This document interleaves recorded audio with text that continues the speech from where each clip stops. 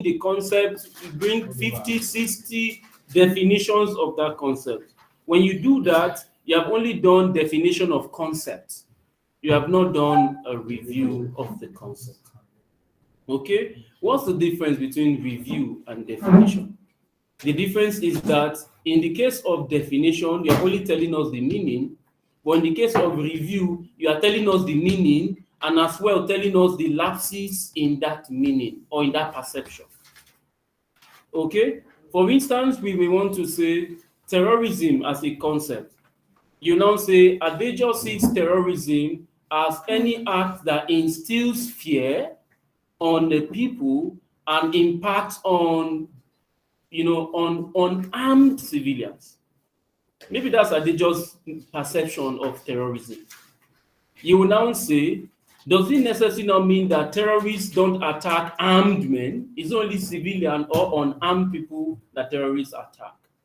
When you give such a clause, it means you are reviewing what Adejo have said or what his definition of terrorism is. And also, you must avoid the usage of the word define in literature review. I will not say Adejo defines terrorism or Tar defines conflict. I would say for Tar, conflict is seen as, or he views conflict as, or he sees conflict as, not he defines conflict as. Are we together? Run away completely from the word define when you are doing your literature review. Even though what you are putting down is a definition, but don't use the word define. Look for an appropriate synonym or something to qualify that, right? Now, does it now mean that if I pick Adejo's definition of terrorism, I'll review it? Pick Usman Tar's definition of terrorism, review it. It will make the work uninteresting. Are we together? What you need to do is to look for perspectives that are similar. Adejo's view of terrorism, his definition of terrorism, if you like, is similar to this person's definition of terrorism. It's similar to that person, similar to all of them who have similar kind of definition. I'll file them out. And now have a single review that affects all of them. It makes your job easier. Are we together? Terrorism means different things to different people because there are differences in perception of scholars. Adejo 2010 defines terrorism as any act of violence that instills fear on armed, define, wrong, seize, okay, on armed civilians. Adejo's view tallies with the view of Tar when he claimed that most often than not, terrorists attack civilians. Right? I keep bringing people who have similar view. When I'm done with bringing those guys with similar views, I'll look for guys that have different view and use their view to review these views. Are we together? Some other scholars are of the opinion that the impact or the attack of terrorists goes beyond just civilians, that terrorists also attack military personnel. I'll bring another person who alluded to that. File them up. I've used their view to review the other view. It means that as I'm doing my literature review, all I need to do, if I see that your view tallies with the next person's view, I will take your perception about that concept, paste it, acknowledge it. I'll pick his perception about that concept, paste it under your own. I'll pick a third perception, paste under it, pick a fifth perception, paste under it. I'll now settle down and link these four perceptions together. While I look for other perception that will help me counter this your four perception. They may say what you have said, but there's one key thing that you have said or that you have failed to say that they have said, which is that your definition feels that terrorists are only attacking civilians. They are saying they attack both civilians and even military personalities, attack military base, attack military installation, and all of that. I'll put them together. And gradually you see that you are making progress. Are we together? That's for conceptual review. You do the same thing for empirical review. Are we together?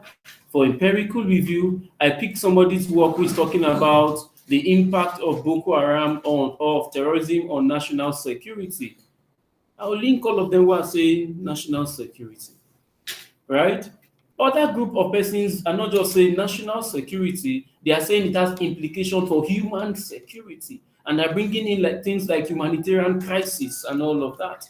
I will file them all together. Now, but how do you make this job easy for yourself? Before you start writing, first read the literature. Are we together? First read the literature. If the literature is a soft copy or a Microsoft document, as I read first paragraph, I saw a beautiful definition of terrorism. I will highlight it, right? And pick a color and say blue. Are we together?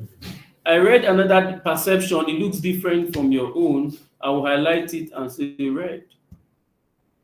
I'm reading a fifth perception, it's tallying with my first perception. I'll look what is the color of my first perception. I'll make this one blue.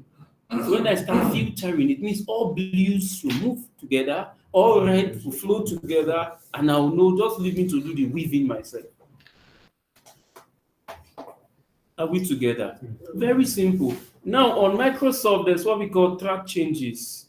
I can highlight it and put a comment beside it. I'll put a comment by the margin of that page and say, this for people who feel terrorism basically targets only civilians. So if I see another view that says only civilians, I'll go and copy again and put on that margin. And so it tells me that once I want to link up, I will know what to pick and what not to pick. And at the end of the day, it means that 15 pages literature that you are reading, it is only those paragraphs that you highlighted that you need. And sometimes in a 15-page document, you will get only 2 paragraphs that is even useful to you. But how do you find out that useful paragraph? You must read through before you can discover this paragraph.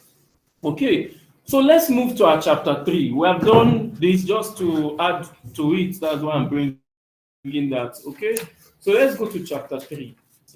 Can I ask a question? Please go ahead. You've highlighted the fact that if you do whether conceptual review or empirical review, and you want to pick and use these definitions, you want to align those ones who reason along the same argument, and then decide thereafter take the ones who have a contrary opinion. Whatever. Supposing you find another author or a perspective that sheds light or brings them both together, and you bring in. Beautiful. That would be the third perception that we follow. Okay.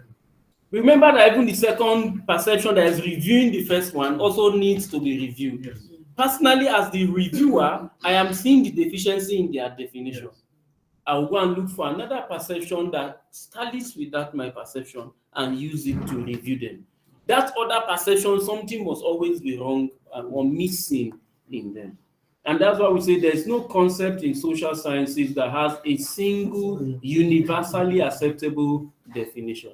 It doesn't mean that all those perspectives are wrong. No, it only means that there are gaps in those perspectives that we need to cover or that we need to fill.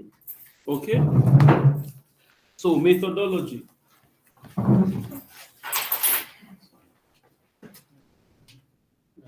That's chapter 3. And this is one area where students have a lot of issues. And this is supposed to be the simplest part of the job. Okay? We gave out the structure yesterday for methodology, right? And we said our 3.1 is what? Research philosophy. Research philosophy. Before I continue that, I want to give 3 persons some assignment to do. You check the meaning of epistemology quickly. Just type it, just open it and leave it. Epistemology. Barrister, help us. You have what's it called? Dictionary on your phone or Google. Let's use the long. Help us check ontology. Meaning of ontology. Ontology. Okay? Meaning of ontology. One more person. Help us check axiology. Yes, axiology. Like AX. Axiology. Okay? Are we all there? Okay. We'll come to that. Now, I understand that most of the confusion that we have stems from this component of what we are doing. Of what use are all these grammar, epistemology, axiology, cosmology, and all those? Of what use it is in writing a project? Remember, I said the essence of research methodology as a course is to prepare the students on how to write projects. I am not saying of what use is that to your PhD thesis. It has use, but its use is not up to 4 paragraphs in your entire PhD thesis. It's not up to 4 paragraphs. Yes. All this English you have just spoken, as far as research philosophy is concerned, you don't need 4 paragraphs for it. What that only means is that every research is guided by certain principles. Okay? Every research is guided by philosophies. And so all you need to do as a student is to identify which philosophy should guide my research. And once I know the philosophy, then it means my research will be on the right path. It's just like saying, because I'm a Christian, my life should be governed by certain principles, right? If I am a Muslim, my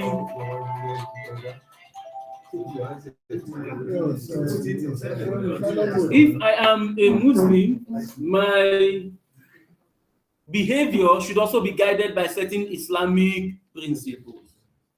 Let's assume that the research you want to write, some of the research are Muslims, some of the research are Christians, some are pagans, some are Hindus. What that means is that you should write it in accordance with the Hindu belief system, or the Christian belief system, or the Islamic belief system.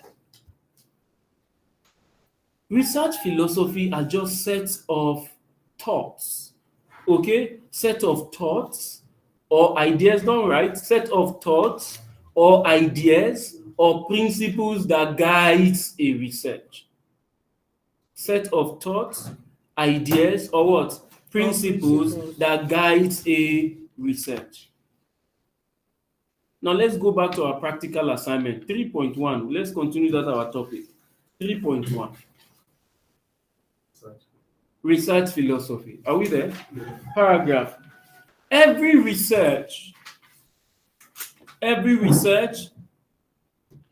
be it in social sciences or in pure sciences, every research, be it in social sciences or pure sciences, is guided by certain fundamental principles. Is guided by certain fundamental principles. Is guided by certain fundamental what? Principles. Hence, the importance of research philosophy. Hence, the importance of research philosophy. Hence, the importance of research philosophy. Full stop. Research philosophy according to Adejo 2022. Research philosophy according to Adejo 2022 are sets of philosophical thoughts. Are sets with S. Sets, S-E-T-S. Are sets of philosophical thoughts. Are sets of philosophical thoughts, comma, principles.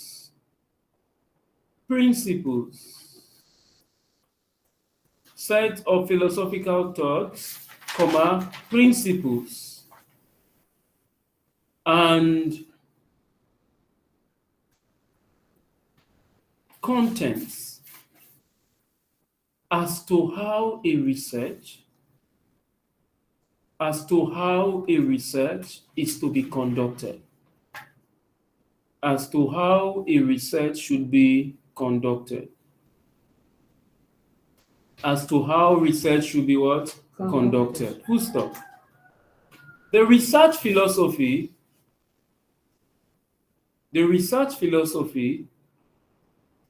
determines the type of research,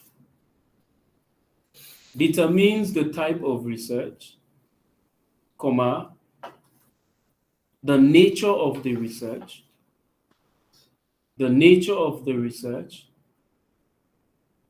comma, the method of data collection of the research,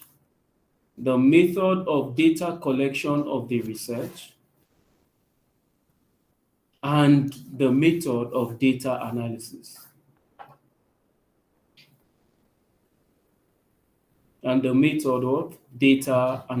Full stop. Paragraph.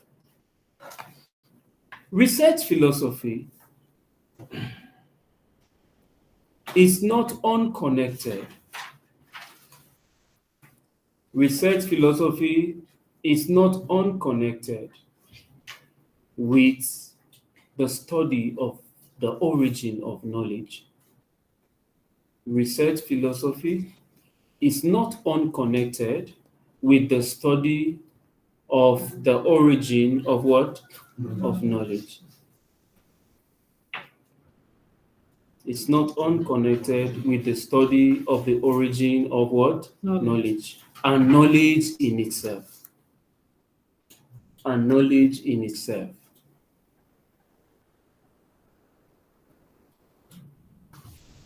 What's your own epistemology check?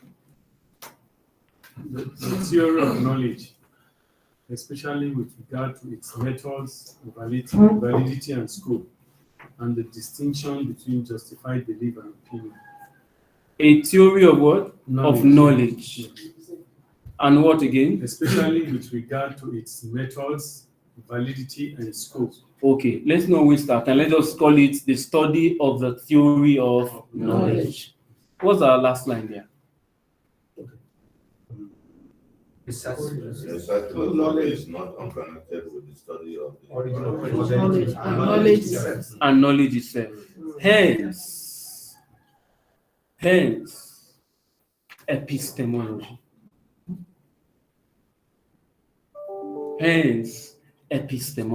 Full stop. Are we together? Is somebody learning anything? There's no need for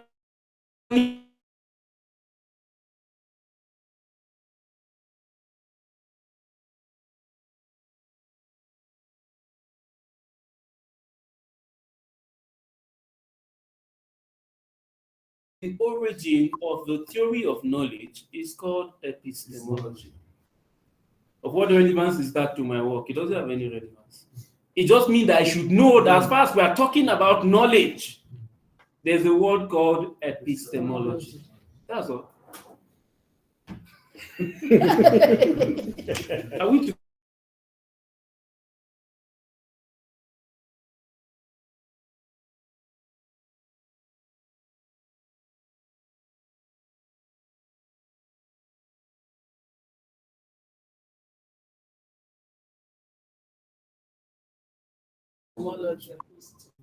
So in my thesis, I will just crash it, just mention it in passing, if I like.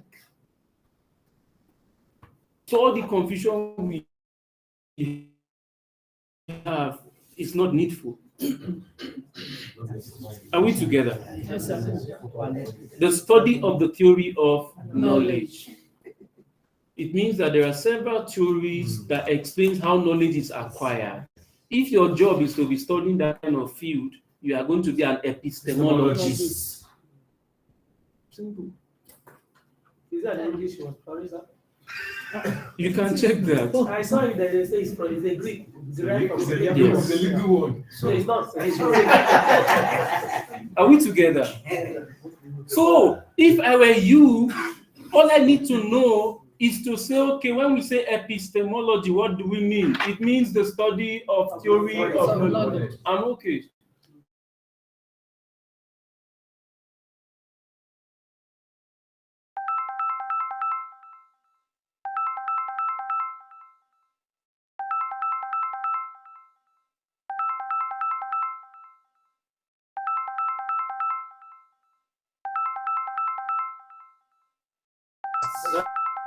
I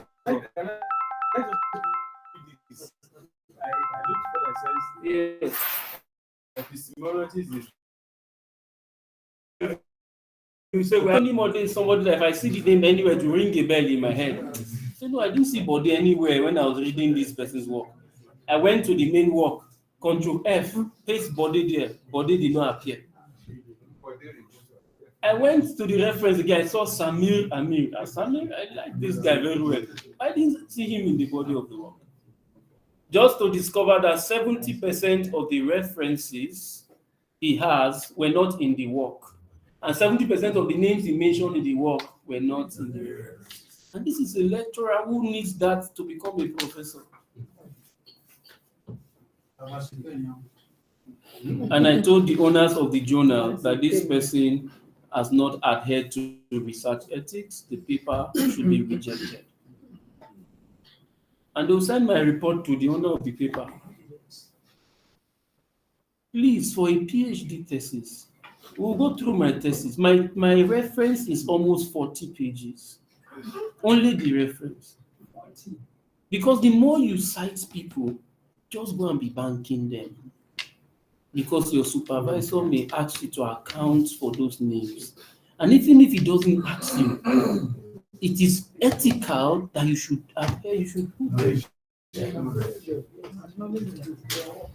Now, if you quote Bode, and I want to read more about Bode. The only way I can see that Bode's book where you read is when I go to your reference, I'll see the book, I'll go and look for the book myself.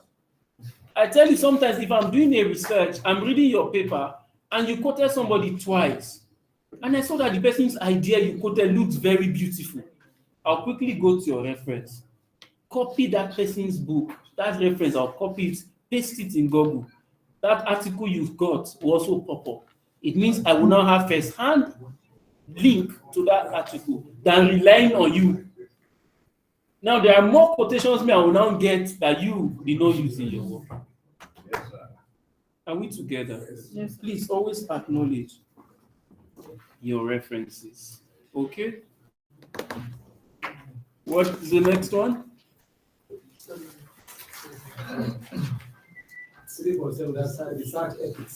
Research ethics. You see, we're just talking about some things that are unethical now, right? Please. Under that session, sorry, sir. Under that session, you tell us what is research ethics, and you now say that this work will adhere to every research ethics. You will reference people you cite. You will also not manufacture information. Most times, students don't administer questionnaire. They will just sit down in the comfort of their house and they will not fill the questionnaire, they will fill the frequency distribution table. They will say 20 said no, 15 said this in their house. I am telling you, if I supervise you, you will bring all those questionnaires. The 350, you will bring them. So now there is Google's forms. Yes. That they use to share questionnaires. But Good. everyone that is filled, you instantly receive it through your mail, and Beautiful. the result is there. No, I don't think now people carry questionnaire by physically. No. Okay, beautiful. Yes, I like that point, but I'm coming there. If I am choosing as my sample, Yes. and I go To go. internet, and say I'm asking internet to provide. Beautiful. Next How do you year, do it? from you that will be How do you providing do me. Even Okay. in Abuja, there are people that cannot fill internet forms. Okay. So the nature of your research and the sample frame, when we say sample frame, We're looking at the calibers and categories of people you are dealing with. Looking at the nature of research, do you think that these people do they go online? I want to go and do a research that's about IDPs or humanitarian crisis, and I want those internal displaced persons to tell me their feelings. How do you do that? So there's a limitation to that approach, but it's still a welcome development. You can still have hybrid, you can still have the hard copy. Beautiful. Depending on who is answering the question. Beautiful. Because for some of us, it's convenient to just open some of us that, some at least that are conversant with the computer, easy for them to open within 3 minutes. They fill and return. Yes. But for some, you have to administer the physical, the hard copy. Correct. Yes. That's correct. Okay. Question. So, to address this gap, can you get an assistant that would meet people with a computer that has internet to ask them, and then he fills it for them? Beautiful. That's still also okay. And it gives you That's also statistics. Yeah, that's also Easier okay. to analyze. That's also it says even the analysis. What most of these NGOs do is to do that analysis electronically. Okay? So I just give you, so instead of giving you the questionnaire to read, I may be the one reading the question for you. If you say agree, I click agree. Yes. And the system is cumulating how many agreed, how many disagree. It's very okay. Okay? Just last week, a friend of mine at the University of Lagos were doing a research on scarification, this mark that we give. And the research is about why these marks. And the whole analysis is to see how people can actually trace their genealogy because of this marks. The slaves would have come back to Nigeria. And it sounded really strange, Max. When I first saw the topic, so your research is about Max. When I read through and I saw that this really makes a lot of sense. There are some states that have borders elsewhere, but this mark can help you locate them. Yes. And the guys in Lagos, he needed to do that in Niger State and in Kogi State. I said, okay, don't worry, I'll get you a research assistant. He sent me the questionnaire, and I gave it to the research assistant. We printed, and the person went to Niger, went to Kogi, administered, I enveloped it and put it in the next bus going to Lagos, and he collected it. The interview, I sent it to him electronically, and that covers. So sometimes you don't necessarily need to be in that location, but don't be completely empty from the location, because you also need to have the feeling. The way you present on the day of your defense is different if you have been there. And then, sir, What of the is there- photographs? is there need for evidence? This photograph. For defense, they don't need the evidence. But because we have seen an increase in the rate of, violation of research ethics, to be on the safer side, always get your evidence and put it as your appendix. Okay? You did focus group discussion. You say you did 4. Now we can do a focus group discussion where we are. Is it too much to just snap a picture of this setting? And I target focus group discussion held at so and so place. That's all.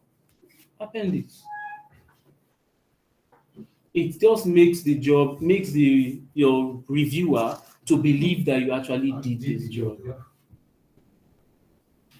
Okay, please keep evidence. You may not do that with questionnaire, but because your interview is few, 15, 10, just 15, 10 pictures. And there's a way I can snap 10 pictures, I can put 4 of the picture in one spreadsheet, right? With each carrying its own caption. I'll put it in my appendix. Okay? What's the next one? Research ethics, that's the last. No, it's not. It contains methodological limitations. Okay, methodological limitations.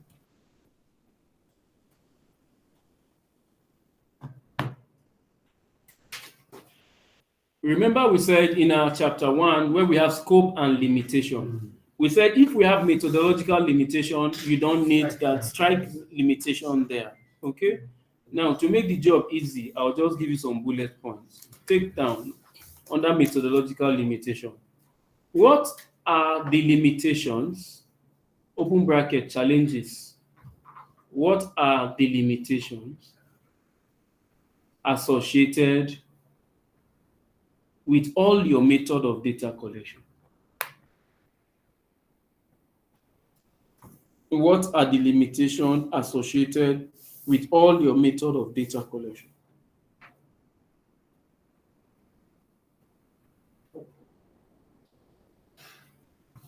Are we together? That's all. You should ask yourself that question. I want to do questionnaire. What are the likely challenges I will get? Okay? I want to do interview. What are the likely challenges I will get? I want to do focus group discussion. What are the likely challenges I will get? Yes, please. Is it the likely challenges or the challenges faced because of? Beautiful. Beautiful. Now, for you, the next presentation you are going to do is a proposal. And the proposal is work in progress. So what you are going to have is envisaged. When you are finished, you now remove the word envisage and make it past tense. Like, this is the challenge. Yes. Are we together? If I were you, a smart student would quickly, I would go online and say challenges associated with questionnaire. And online will tell me, I will adapt it as the challenges I encounter.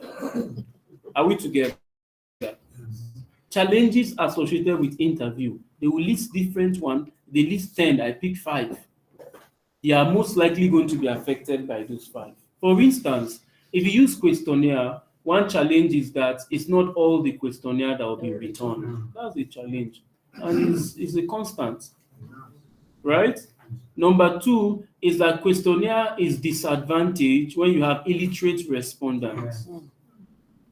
You have one mama who has been in Borno State all her life for 60, 70 years. She can tell you where Borno State was and what Borno State is now, but the mama cannot speak English. How do she read your questionnaire? She has a lot of knowledge to give you, but she cannot read your questionnaire. That's a challenge. You get the service of an interpreter. Yes, that's a strategy, okay, that you will use to cushion that challenge. But even in itself, it also has its own challenge. What if the interpreter is not presenting? Okay. In mass communication, they call that noise. I give you a message and I say go and give somebody. It can be exactly what I give. Okay, but however, it is better to get that distortion than not get anything at all. Okay. So we said return is a challenge. Illiterate respondent is also a challenge, right? If you do interview, what are the challenges with interview? Sometimes it's difficult to get appointments with would-be interviewees, especially if there are people who are highly placed. I want to interview the Chief of Defense Staff. Do you think it's possible? Where will I see the man from? Ordinary commandant says to see commandant is a problem. It's now the Chief of Defense Staff. But do you know that any information I get from Chief of Defense Staff makes my job very solid? But how do I see this man? Because I'm a PhD student in defense and blah, blah, blah. At the church. Oh, former leaders way to catch him. Okay. That's security allowing. To tell you how difficult it is. We're doing a job for one military, one general, and the job is about the general. And we need to go and interview generals who knew this general when he was a major. Some knew him when he was a cadet. Some knew him when he was a second lieutenant. The general told us something. We said that, well, general, you still have some years in service now. Why don't you wait after? So you guys said, no. Once they write RTD beside my name, those guys will not give you attention again. So now that there's no RTD attached to my name, tell them that I asked you to come and interview. And I was surprised. Also, sir, once they say Major General AA retired, he said those guys, they will not even pick his call again. So he said now that he's here, let him use his office and ask them. Once the thesis is called, one dial, everybody will pick. Retired, he's very, very senior. In fact, two of the persons I interviewed, he was their MA as a major.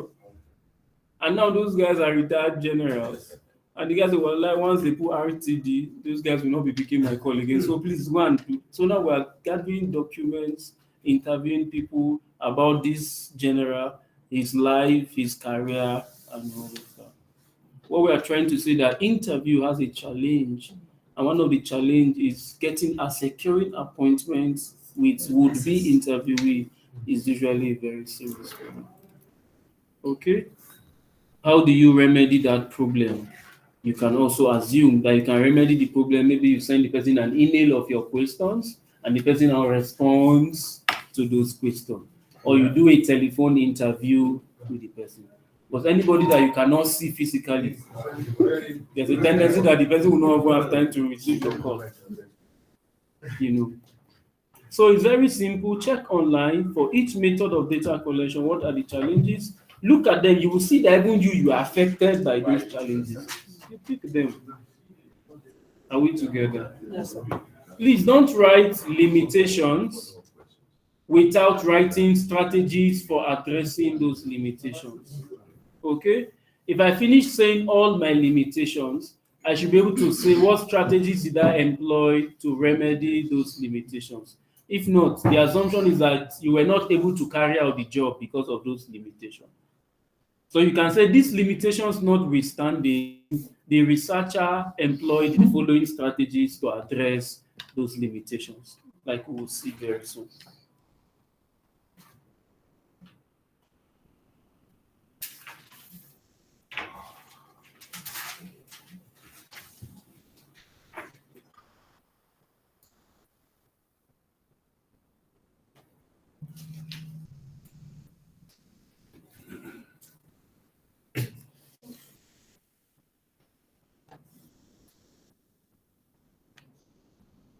Okay, have we shared that project? Yes. Okay, let's go. Everybody go to that project.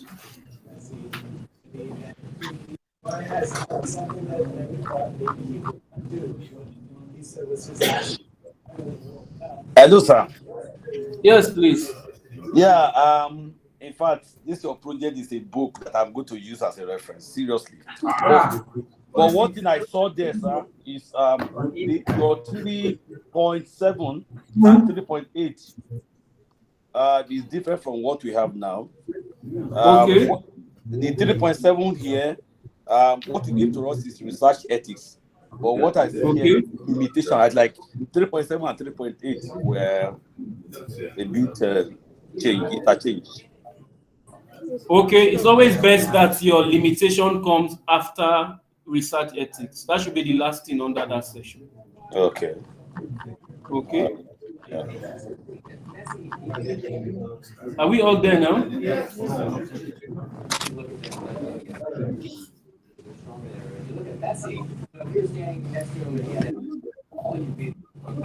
Okay.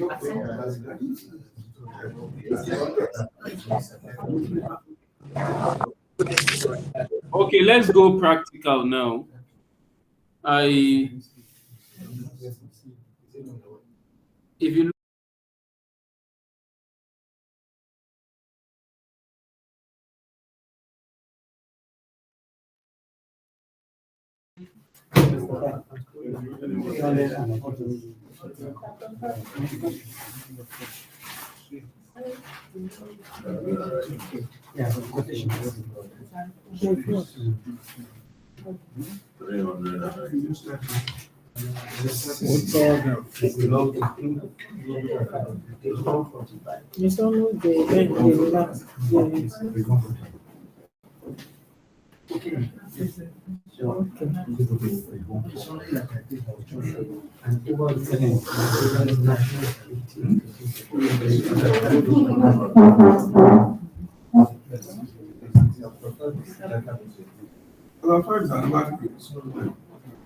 my work is 7 chapters. Okay, so you see that in chapter 6. 7 chapters. Still NGA standard.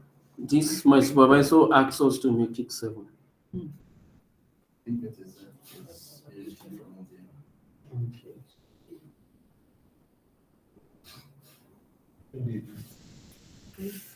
Sorry, before we go, some of us are already there.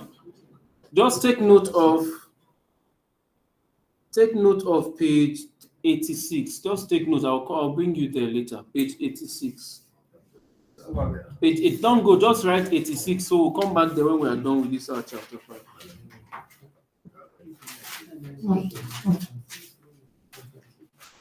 Chapter 6. I mean, not 5.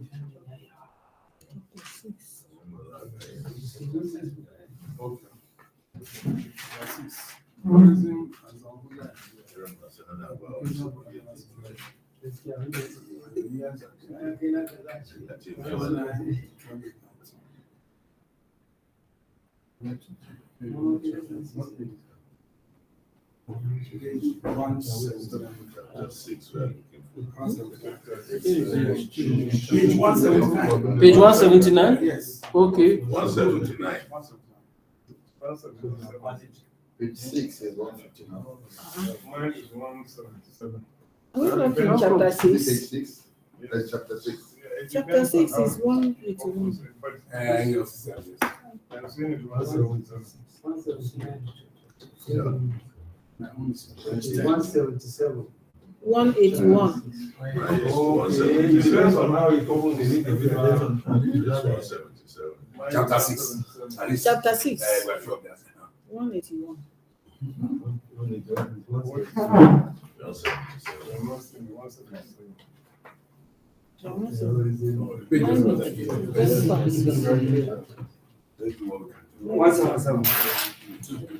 It is not like that. Your phone is fake. Everybody have big phones. Your phones are too big. Chapter 6.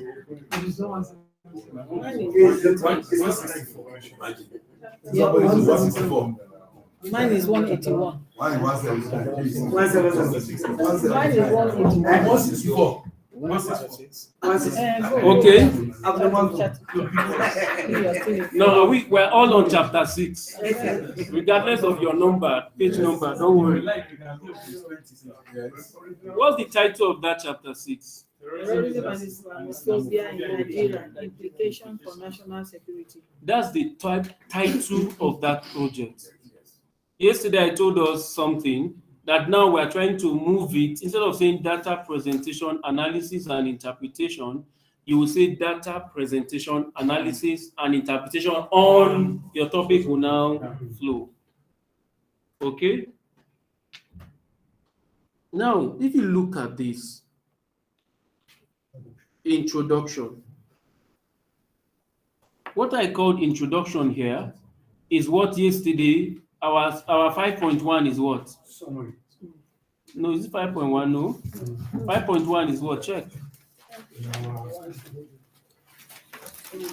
No, data presentation. Data presentation. Data presentation. Okay. That data presentation is what I called 1 point introduction here. In your own, it's going to be data what? Presentation. Just listen now, or you can, I'm reading, just go through. This study is a survey research on terrorism and Islamophobia in Nigeria. Survey research refers to a process of eliciting data from a target population through either questionnaire or interview instrument and subjecting such data to statistical analysis for the purpose of drawing conclusions. The survey approach used in this work include interview, questionnaire, focus group discussion, key informant interview. Questionnaire were designed and interview conducted. The population of this study comprises of the population of Nigeria, since Nigeria is a study area and the phenomenon of Islamophobia is manifested all over Nigeria. Nigeria presently has a population of about 182 million people. This is data presentation.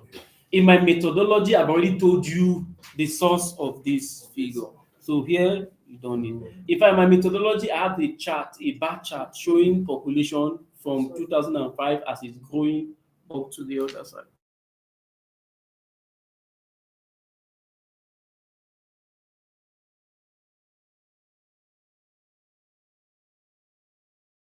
Security agencies in Nigeria that are involved in the fight against terrorism, Nigerian Army, Navy, blah, blah, blah, blah, blah. In order to ensure high degree of empiricism and factualism, those days we used to speak English, now money you look for. A blend of both primary and secondary sources of data collection was adopted. To collect the data for this study, a set of 328 questionnaires supplemented by oral interview were used to get information from respondents. Out of 328 questionnaires that were distributed, only 307 were returned. I want us to take note because you see something below now. Only 307 was returned. It means if you are doing analysis should be done using 307, not. Are we together? Let's not even waste time. The work made provision for 15 key informants who fall within the blah, blah, blah, blah, blah, right? And so on and so forth. Just look at table 6.1. The table says consolidated table for instrument of field data collection. Questionnaire. How many is it showing there? 307. Yes, I worked with what was returned. 307. Focus group discussion, 30. Key interviews and key informant, right? 42. The total is 379. But my sample size was what? 400. So your analysis cannot be done using 400. It has to be done using this 379. And I will show you something. So will it be better in this tool for data collection that you match interviews with KII together or you separate them? Interviews with KII. Yes. You can actually separate them. In my own, it is separated. I have list of KII. If you go to the appendix now, you see the list of KII, 15 of them. The interview was general, two from security agents, two from the academia, two like that. But sometimes to save yourself stress, you can just say KII and leave interview and pick 15. You must account for any number you fix there. My phone has gone off. You must account for any number that you fix there. And if you say you interview 20 persons, please take note.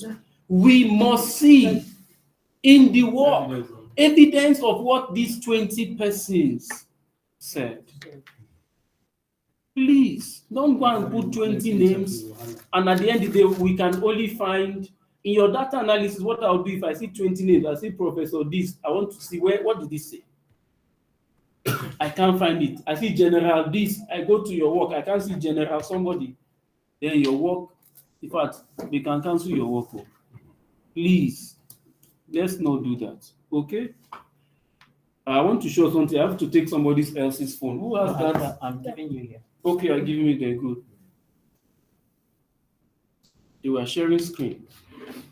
This is a digitalized class.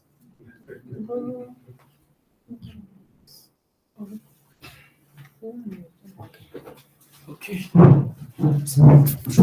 Doctor, can you tell me? Yes, please.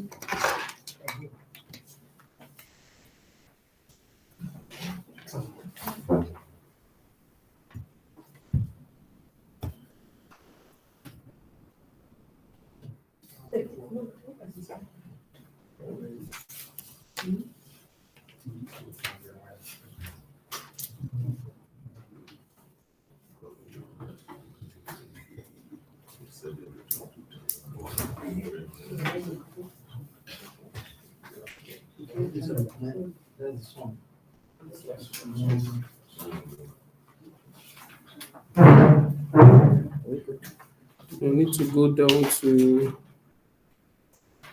the page.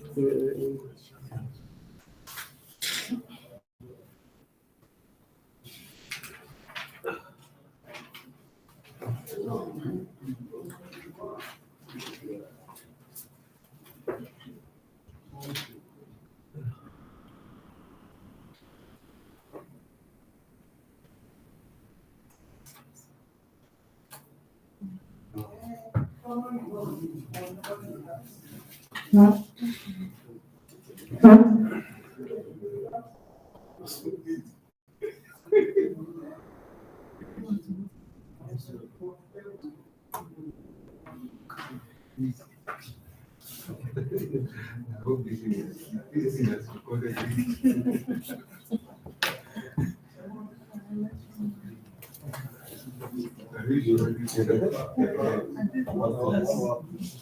Okay.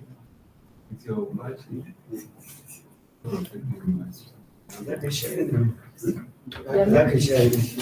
Okay.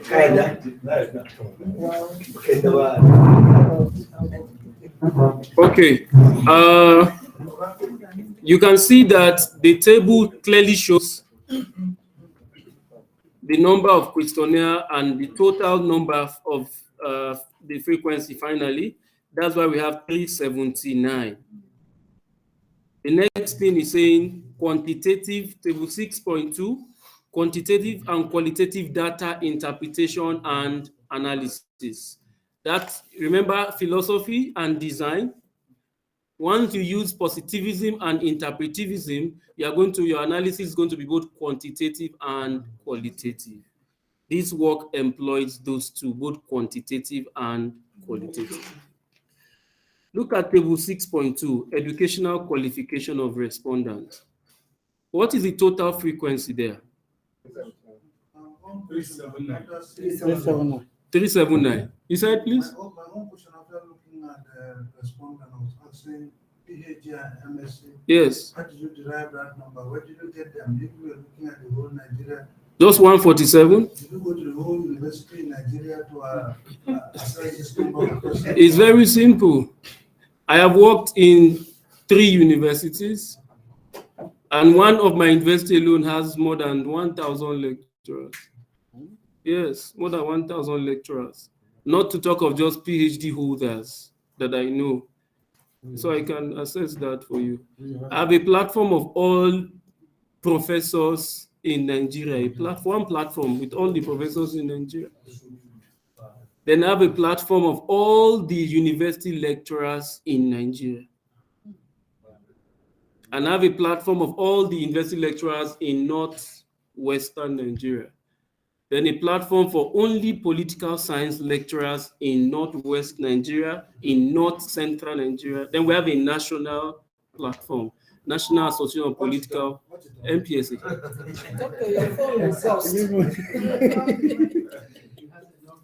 Okay, so this is just to tell us the qualifications and how many persons have BSc, how many persons have this, how many persons have that.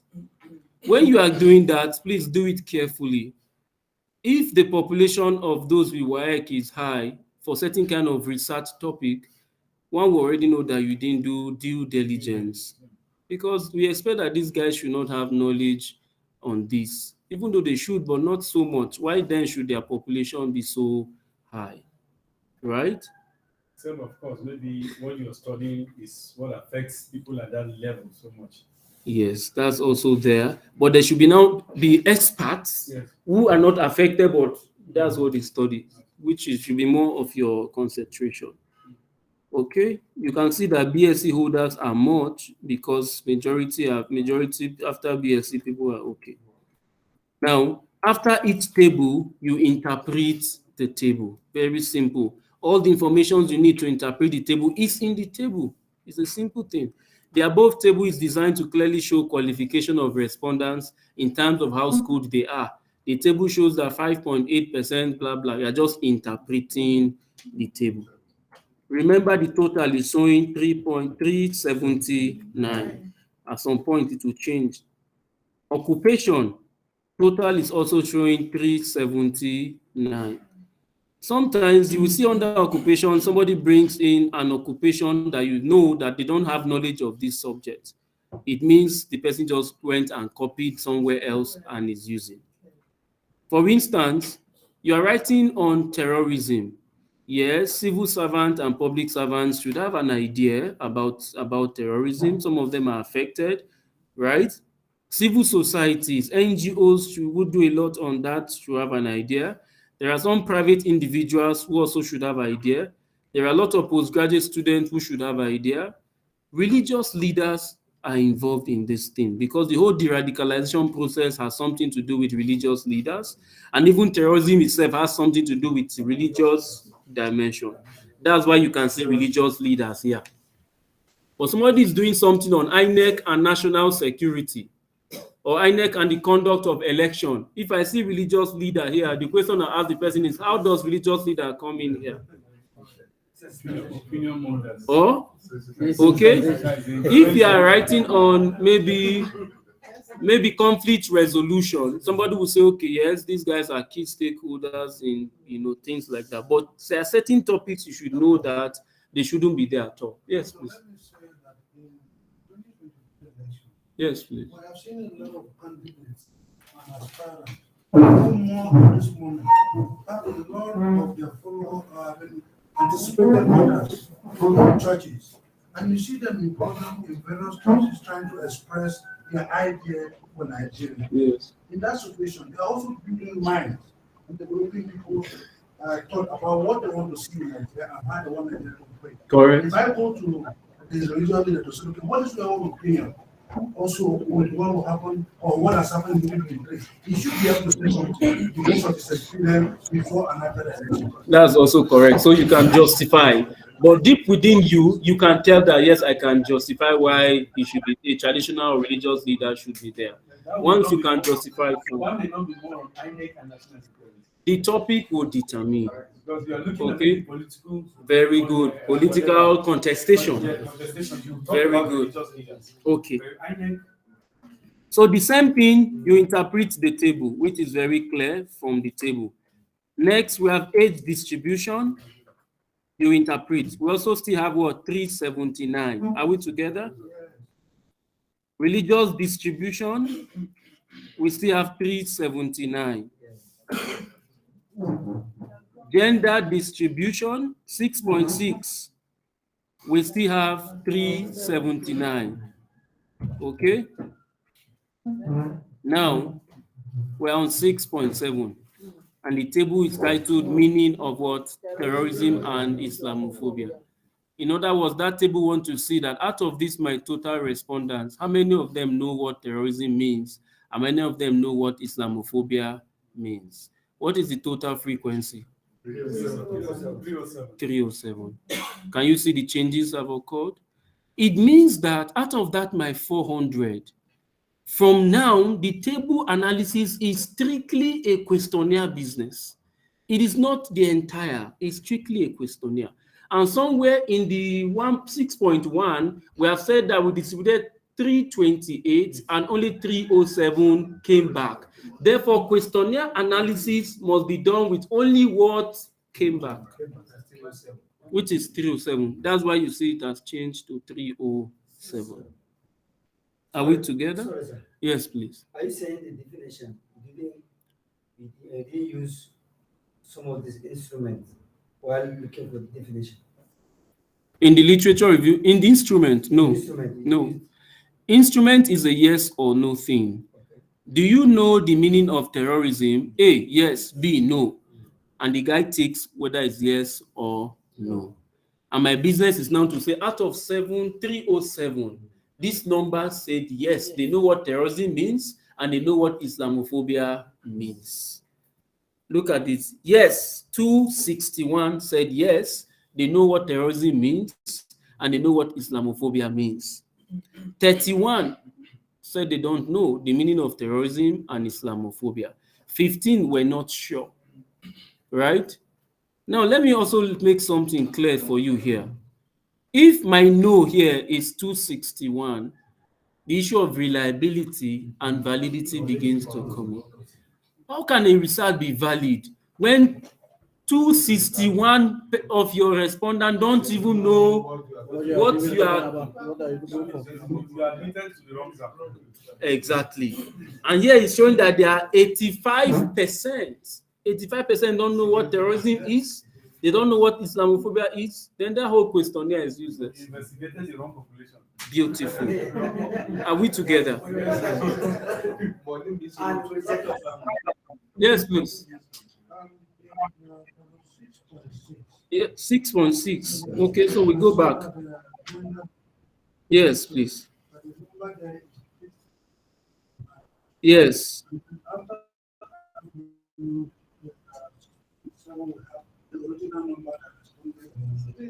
Yes. Correct. It has been 379 all through, because 379 is my sample for the research, the entire sample, combining both people I interviewed, those I gave questionnaire, those I did focus group discussion with. All of them put together gave us that 379. But the table below, strictly questionnaire. Are we together? The question I asked is, why you to examine the focus group? Yes. Why can't you ask them the same questions you're asking? The questionnaire. Yes. Beautiful. Remember, they can give you, since you are applying quantitative data collection. yes, you will see that as we go down. Okay, just let's go down. You will see that. So back to 6.7. What did we do? We interpreted the table. Are we together? After interpreting the table, can you see a quotation there? Who owns that quotation? Imam Kabir. Imam Kabir. Hello, class. Can you see that I move from quantitative? Now I am supporting my quantitative with qualitative. Imam was somebody that I interviewed. Yes, that's the Imam of National Mosque, Dr. Kabir. Are we together? Imam attempted to conceptualize Islamophobia when he claimed that. I did not put that in paragraph. I indent the thing. So as you are seeing that page, you can see it standing on its own. Right? To my understanding, Islamophobia is the hatred for Muslims and Islam by non-Muslims, which to me is a very wrong and uncalled for. It's very wrong and uncalled for. That's his view. During the life of Prophet Muhammad in Medina, there were non-Muslims living with him in peace, as there was no room for any person to fear Muslims or Islam, because Islam is a religion of peace. In fact, the essence of praying 5 times daily is for unity. That's Imam saying. I now open bracket and say KII with Imam 27. Hello, sir. Yes, please. Yeah, this is a direct statement from him. Yes. If it's a direct statement from him, it could have been in a quote, like a parenthesis. I don't It's know. a direct statement from him. Once you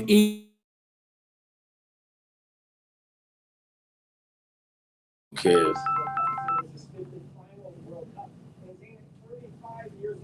You don't quote, since we want to clear obvious things, okay? Everything you see there is direct statement. The next paragraph. In an analysis of Islamophobia, Al-Shamari 2013 maintained that this one is a book. I got it from a book to support, right, an interview opinion. All of them consolidate. Another mistake students make sometimes is the table is about the meaning of terrorism and Islamophobia. Don't go and be bringing what the person you interviewed said about implication. Wait until you get to the table of implication. Let this thing be very clear and spelled out. Okay? Next paragraph. In a similar vein with Professor Emmanuel, Professor Emmanuel also claimed that the concept of terrorism is nebulous, and within the context of Nigeria, it is manifested in several forms. He claimed that. All what he claimed, I lined it up there. Are we together? I lined it up there. Terrorism in Nigeria is manifested in different forms with different nomenclature in Nigeria. In the northeast, it is manifested as Boko Haram. In the north central, it's manifested as herdsmen. In the southeast, it's manifested as IPOB. In the south-south, it's manifested as militant. The underlying variable is the fact that they all constitute a major security threat to Nigerians and Nigeria.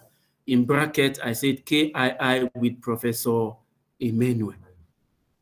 Emmanuel is a professor of political science and a retired major in the Nigerian army. And so the idea is that he has the scholarly backup and the practical backup. And so when you are picking people you want to interview, don't pick anyhow. Pick people that will add substance. Are we together? The next, terrorism is a term that is notoriously difficult to define. One view is that it is imprecise, ambiguous, and above all, it serves no operative purpose. Baxter, this is a book. And so when you are blending quantitative and qualitative, interpret your table, which is quantitative, and begin to garnish interview, focus group, and you are good to go. Let's see, did we have anything on focus group here? This one has no focus group. The above view, see, look at this, the last quotation under that. The above view tallies with Bishop Cooker's view when he said that the central thesis of terrorism is to inflict fear, pain, and injury as a strategy for achieving their set objectives. Right? Any organization that makes use of violence or coercion illegally against the state or its citizens or the citizens of a state is a terrorist organization because it is terrorist, because it terrorizes the state and its citizens. Somewhere you can see 3 dots there, right? Can you see ... under Bishop Cooker's quotation? It means something is what? Missing. Are we together? Something is missing. Okay? Deliberately sometimes, instead of having a very long quotation, you can put ... exempt some things and continue from there. Are we together? This ... means, what's the name? Ellipsis. Ellipsis, okay? You use it a lot. Table 6.8, relationship between terrorism and Islamophobia. We brought in the quantitative component, interpreted the table, and we began to move. Imam Kabiru, backing the above argument, quoted Quran verses 42, chapter 42, verses 40, which state that God says the recompense for any injury is an injury equal thereto in degree. But if a person forgives and makes reconciliation, his reward is due from God. For God loves not those who do wrong. He further posits that the activities of terrorists is completely antithetical to the teachings and principles of Islam. It is not allowed for Muslims to kill or slaughter anybody or even commit suicide. It is only the court of law that can order the execution of a person. Do not kill yourself. God is most merciful to you. Quran 4, verse 29. No Islamic scholar or imam has the right whatsoever to give orders to kill any person because Islam respects law and orders. The Quran says, in the administration of justice, there is life. KII with Imam Kabir. This quotation is responding to whether there's a connection between Islam and terrorism. Dr. Sir, Yes, please.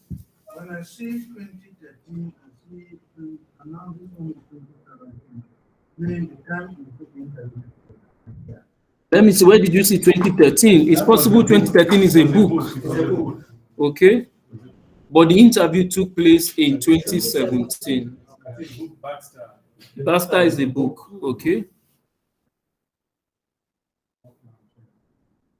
Something like that. I'm sure we're seeing it clearly now. I wanted this one to be practical. Okay? You can see plenty book quotations. Yahya, a book quotation. The Islamic Society of North America, another book quotation. Right? In a key informant interview, you can see Bishop Cooker again. Also, on the above issue, Pastor A, 2017, argued that in that instance, the Pastor A does not want his name to be mentioned. Anonymity. Part of research ethics is that if an interviewee tells you, I don't want you to mention my name, I want to be anonymous, you should respect that person's view. Excuse me, sir, is that not also giving room for fabrication? Because fabricate any intelligence. Anyway, you see, if somebody wants to violate the law, the person can, no matter what the law looks like. Even the quotation of Bishop Kuka, somebody can put it there, and he never saw Kuka and say, according to Kuka in an interview, he said this. So anyone we can violate, but in all, let's try to be as honest as we can. Okay? So Pastor A, because he wants to be anonymous. There are instances where you go and interview a civil servant, and the civil service has a lot of rules, neutrality, anonymity, and all of that. In fact, I went to interview one. Very good. I went to interview one woman at the NDC, and the woman said, "Oga, I still have 5 years to go in service. Please allow this. I can't answer this particular question." I was at a platform this year when Cause 2 were defending their proposal in NDA, and General Enenche was defending. And most of the questions they asked me, say because of his career, he cannot answer the question. And I told him, Oga, I used to see you on TV when the journalists will ask you, you say you cannot answer the question. This is not career now. This is academics. Once your work is dominated by a question you cannot answer, please keep that topic aside and go and carry another topic where you can answer the question. Nobody can dash you PhD for a question you cannot answer. It cannot work. And we are waiting for him on the next one.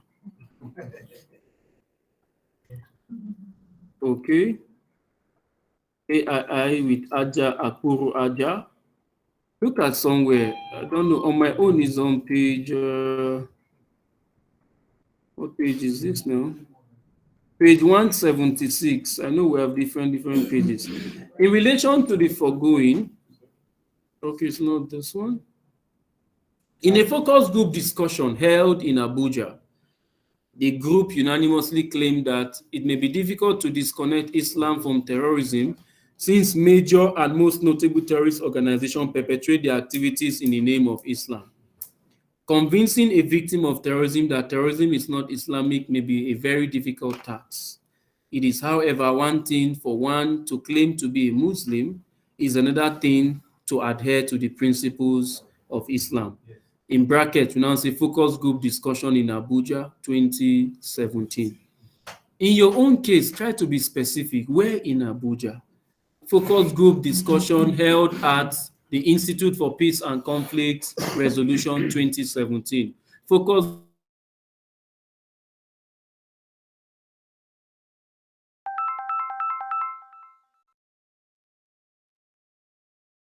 group held at the beautiful. Okay. Is the date outside the year? The date also relevant? If you don't mind, I don't think anybody will have a problem with the dates. It still makes it more authentic. Because if you quote a newspaper source, you must put the date. Okay, date and page. Okay, if you quote a paper somebody presented in a conference, we need to know what date and location did the conference hold.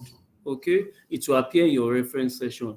Being a paper presented by Dr. Adejo at a conference organized by Nigerian Political Association held at Abidjan, blah, blah, blah, on the 14th to 16th. Something like that. Okay, I think we have spent enough time already. Control. End.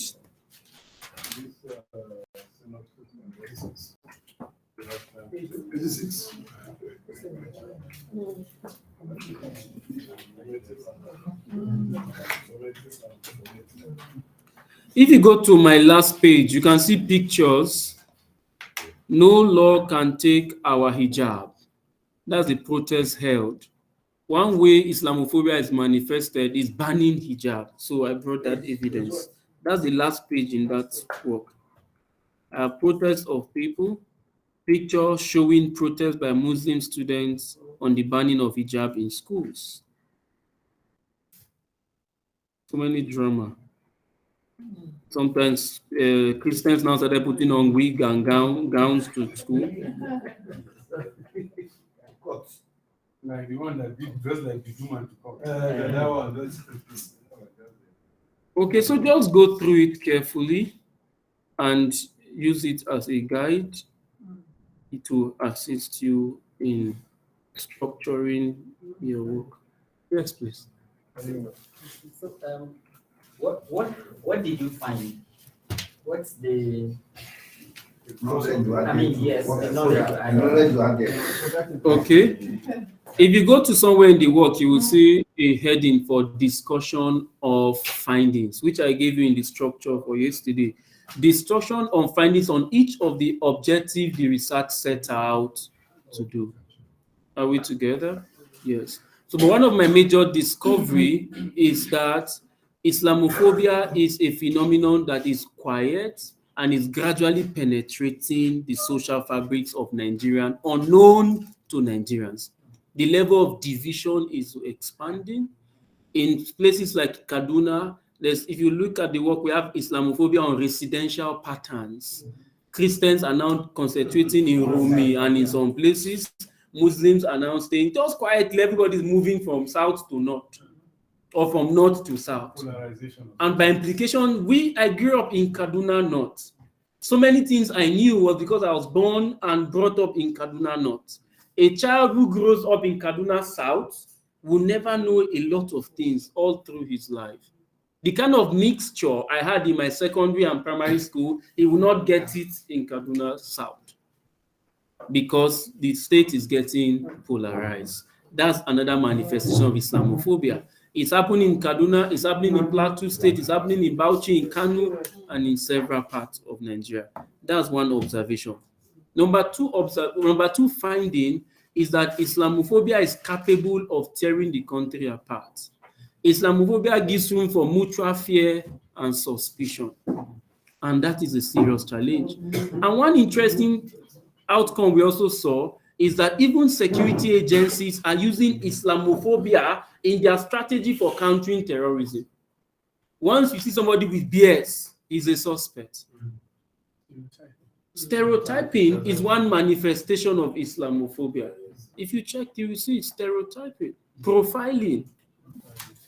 I'm in a military checkpoint and 10 persons will come and pass. I will allow them go, but I just see you with beards and a skull cap, I will ask you to park. And when I check your plate number, it's even showing Kanu or Kasina, or you park. Are we together? This is Islamophobia even manifested by security personnel themselves, but they may not know that for the fact that I'm carrying beards does not convert me to a terrorist. Okay? Another very important findings of this research is that Islam has no business with terrorism. It is one major findings that almost cost me my PhD when I was defending it. Because number one, I'm not a Muslim, and so some Christians felt that Islam is responsible for terrorism. How come this research is saying that Islam is? I said, no, it's not me, it is the research. There is terrorism that is not Islamic terrorism.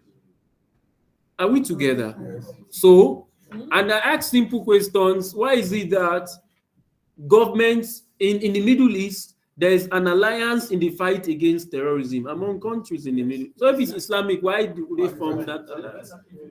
If you even look at that, okay. I was in Turkey.